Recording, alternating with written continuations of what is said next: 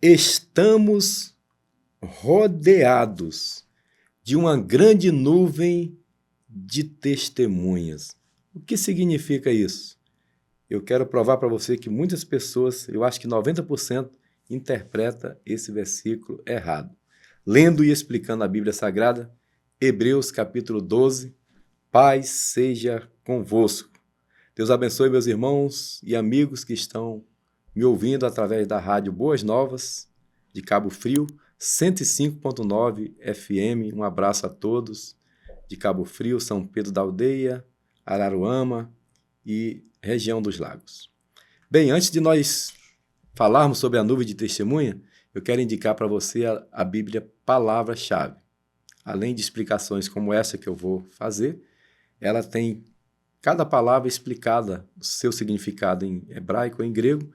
E se você é estudante da Palavra de Deus, se você ministra na escola dominical, se você prega, é importante adquirir uma Bíblia Palavra-Chave. Tem uma descrição aqui no vídeo, tem um link na descrição do vídeo que pode levar você ao site para adquirir essa Bíblia. Se você quiser adquirir também o livro do pastor João Neres, Devocionais Selecionados, é um livro maravilhoso, com 110 mensagens, 338 páginas. Você pode adquirir através do telefone DDD 21 996910707. Hebreus 12, versículo 1. Portanto, nós também, pois que estamos rodeados de uma tão grande nuvem de testemunhas, deixemos todo o embaraço e o pecado que tão de perto nos rodeia e corramos com paciência a carreira que nos está proposta. O que significa nuvem de testemunhas? Bem, quando eu cresci na igreja, Assembleia de Deus, os irmãos diziam que nuvem de testemunha, aquelas pessoas que ficam nos observando para saber se o crente andava de bermuda na rua, se o crente jogava bola. João Neres ia jogar bola no acampamento da Guerra Batista, porque na Assembleia não podia. Aí eu fugia, eu era goleiro, eu ia jogar no acampamento da Guerra Batista. Acabou fazendo o Seminário Batista do Sul, e até hoje eu me dou muito bem com os batistas. Alguns amigos até me chamam de Batisbleia. Pois é, virei amigos. Mas nuvem de testemunha não é nada disso que estão falando. Nuvem de testemunha não são as pessoas que estão lhe vigiando para saber se você é crente, se você não é crente, se você joga na loteria, joga no bicho, né? Não são os fofoqueiros também, não.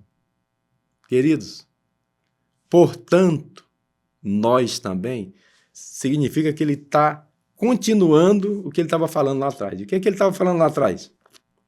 No capítulo 11, sobre a galeria dos heróis da fé. Então, quem é a grande nuvem de testemunhas? Abel, ok? Enoque, Noé, Abraão, Sara, Isaac, Jacó, Moisés, Raabe, né, Josué. Esses citados no capítulo 11 são a grande nuvem de testemunho, ou seja, olha os exemplos que eu tenho, tá entendendo? Olha lá para Abel quando você for ofertar, para ver se você oferta direito, entendeu? Olha para Abraão, ele saiu sem saber para onde ia. Olha para Moisés, ele saiu como vendo o invisível. Olha que grande nuvem de testemunhas, eles estão torcendo por nós, digamos assim. Então você não pode vacilar, porque a nossa grande nuvem de testemunha não são os fofoqueiros, são os heróis da fé. São pessoas nas quais nós podemos e devemos nos espelhar. E corramos, interessante é correr com paciência. Como é que pode? Correr com paciência a carreira que nos está proposta. É correr na direção do Senhor, esperando o tempo do Senhor. Quando a nuvem andar, nós andamos. Quando a nuvem parar, nós paramos. Versículo 2. Olhando para Jesus, autor e consumador da fé, o qual, pelo gozo que lhe estava proposto, suportou a cruz, desprezando a afronta, e assentou-se à destra do trono de Deus. Aleluia. Jesus é autor e consumador da nossa fé. É para ele que nós devemos olhar. A palavra de Deus diz: olhai para mim, sereis salvos, vós todos os termos da terra. João capítulo 12, Jesus diz: quando eu for levantado da terra, a todos atrairei a mim. Olhe para Jesus. Olhe para Jesus. Esqueça os erros do pastor, os erros do irmão, os erros do amigo. Para de olhar os erros dos outros. Olhe para Jesus, autor e consumador da nossa fé, e saiba que tenha como nuvem de testemunha todos aqueles heróis da fé. Se você tiver baseado, no exemplo daqueles heróis da fé e olhando para Jesus, ninguém te segura. Seu destino é o céu. Considerai, pois, aquele que suportou tais contradições. Aquele quem? Jesus. Contradições dos pecadores contra si mesmo, para que não enfraqueçais, desfalecendo em vossos ânimos. Lembre-se que eu falei que os hebreus estavam passando perseguições, os cristãos hebreus, por conta de alguns imperadores romanos que perseguiram a igreja. Então, o escritor de Hebreus está dizendo: olha, Jesus sofreu mais. Você não sofreu igual a ele ainda, então aguenta firme. Ainda não resististes até o sangue, combatendo contra o pecado. Outro dia, faz já algum tempo, eu estava em casa e um obreiro me ligou chorando. Ele tinha ido para uma reunião. Reunião é negócio que sempre dá problema, não sei porquê. Um dos nossos líderes, pastor Celso Brasil, disse que reunião não presta, porque ela já é reunião. Então, já é uma união que não deu certo. E esse obreiro saiu da reunião chorando, porque o pastor tinha dado uma chicotada nele. E ele ligou para mim chorando, para lamentar. E eu perguntei para ele: ele te bateu? Você já resistiu até o sangue? Ele falou: não. Eu falei: então, filho, então dá glória, Dá glória a Deus e prossegue. Você não resistir até o sangue ainda, combatendo contra o pecado. E já vos esqueceste da exortação que argumenta convosco como filhos? Filho meu, não desprezes a correção do Senhor, e não desmaies quando por eles fores repreendido. Não despreze a correção. Aquele que é filho é corrigido. E ele vai dizer isso aqui: porque o Senhor corrige o que ama e açoita qualquer que recebe por filho. Eita, é forte isso aqui. Mas isso aqui é Bíblia, isso aqui cura. Isso aqui é evangelho verdadeiro, Corrige aquele que ama e açoita o que recebe por filho. E tem gente querendo só benesses, Mas o filho é açoitado, segundo a palavra. Se suportais a correção, Deus vos trata como filhos. Porque que filho há que o pai não corrija? Só nesse modelo pós-moderno, que não aceita a correção de filho. Mas na Bíblia, manda corrigir o filho. E o texto aqui está dizendo que Deus nos corrige para que nós venhamos entrar no eixo, na obediência ao Senhor. Mas se estais sem disciplina, da qual todos são feitos participantes, sois então bastardos e não filhos, ok? Se você não obedece, não quer entrar na disciplina, você não é filho, é bastardo. Além do que, tivemos nossos pais segundo a carne para nos corrigirem, e nós os reverenciamos. Não nos sujeitaremos muito mais ao Pai dos Espíritos para vivermos? Muitos pais antigamente eram duros, na sua ignorância, mas eles estavam corrigindo para nos fazer homens, para nos fazer homens e mulheres de Deus, pessoas de projeção na sociedade. Eles estavam nos corrigindo do seu jeito. E se nós aceitamos isso, como não aceitar a correção do Senhor? Porque aqueles, na verdade, por um pouco de tempo, nos corrigiam como bem lhes parecia. Deus abençoe. Os meus irmãos, somos filhos de Manuel Nery de Alencar, que nos corrigiu, e ele fazia isso para o nosso bem. corrigiam como bem lhes parecia, do jeito dele. E o velho era brabo, hein? Mas este, para nosso proveito, para sermos participantes da sua santidade. Ou seja, Deus, se Deus lhe dá uma prova, né, que aqui é chamado de castigo, de açoite, é para você se tornar santo. E, na verdade, toda correção ao presente não parece ser de gozo, senão de tristeza, mas depois produz um fruto pacífico de justiça nos exercitados por ela, exercitados pela correção. Versículo 12. Portanto, tornai a levantar as mãos cansadas e os joelhos desconjuntados, e fazei veredas direita para os vossos pés, para que o que manqueja não se desvie inteiramente. Está fraquejando, mas você vai se acertar. Antes seja sarado. Segui a paz com todos e a santificação, sem a qual ninguém verá o Senhor. Esse versículo, muito usado em congressos, em pregações, significa que nós devemos seguir a paz com todos e a santificação, ou seja, a separação.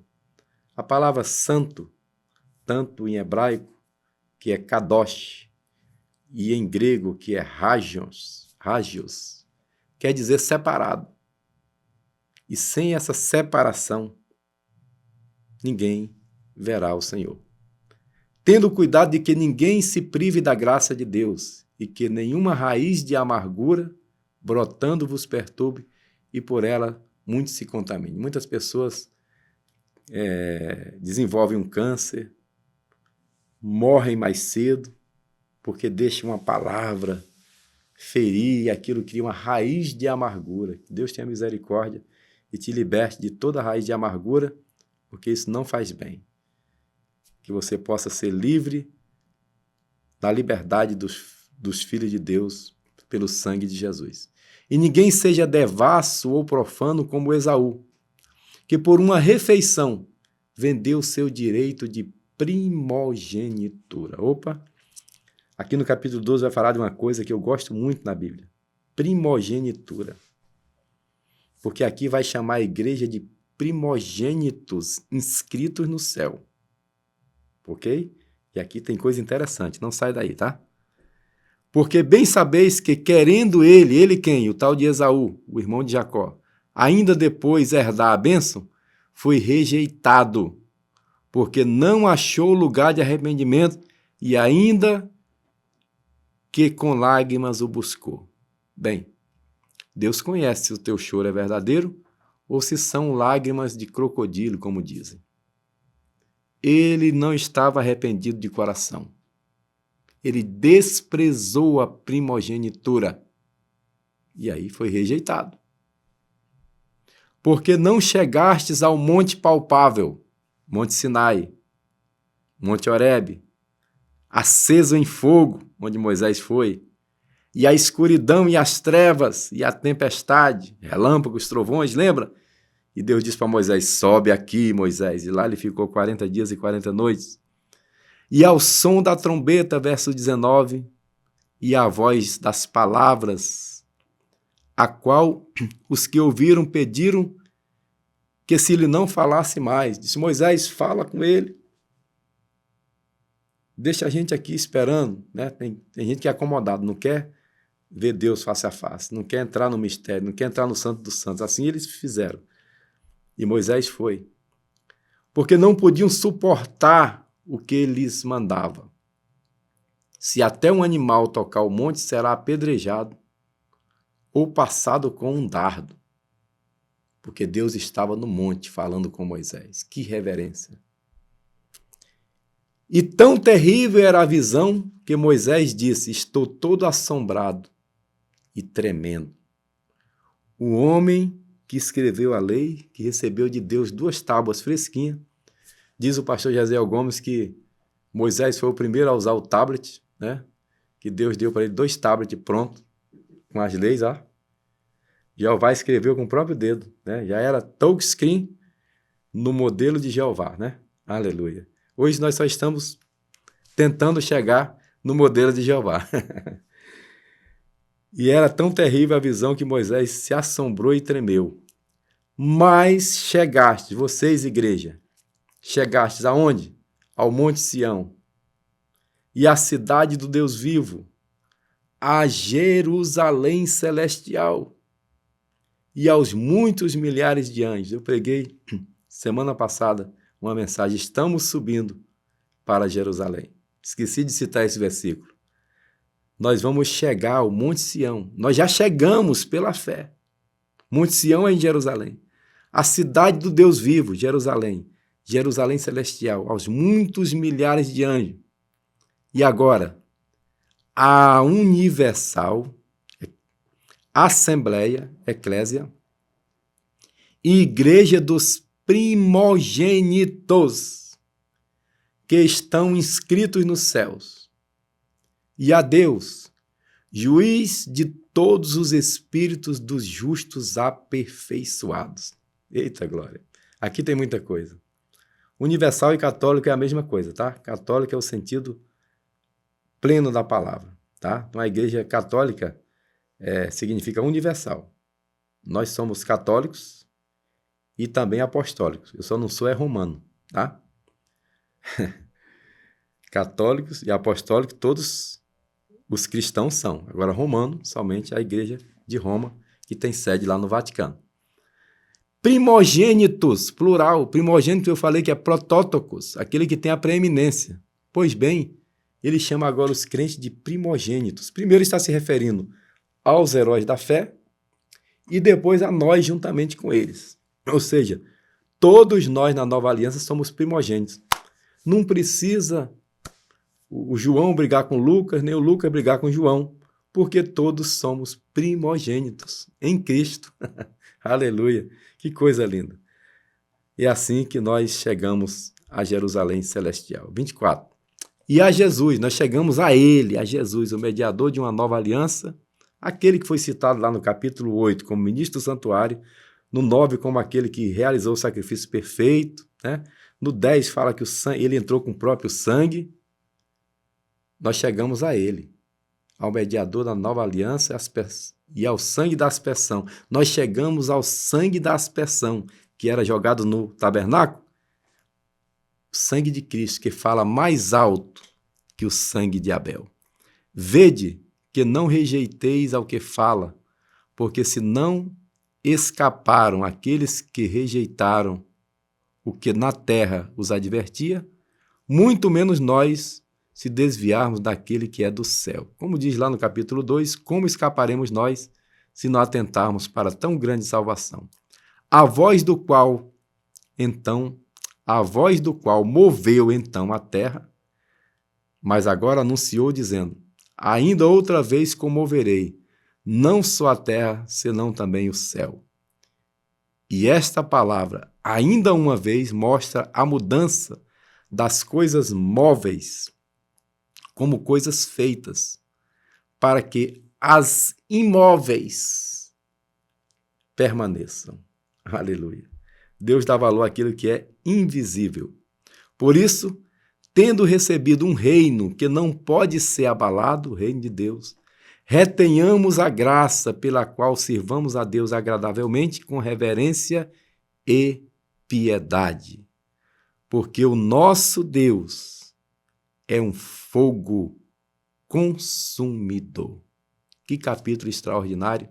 São as recomendações aqui, começando as recomendações finais para concluir a carta aos Hebreus. Senhor Deus, eu agradeço pela vida de cada um dos teus filhos que está me ouvindo através da Rádio Boas Novas, 105.9 FM, e que também assiste aqui pelo canal do YouTube. Que o Senhor abençoe cada casa, que nós possamos continuar olhando para Jesus, autor e consumador da nossa fé. Que assim seja, eu oro em nome de Jesus. Amém e amém. E se você disse amém, compartilhe essa live com mais alguém. Haja paz sobre Jerusalém.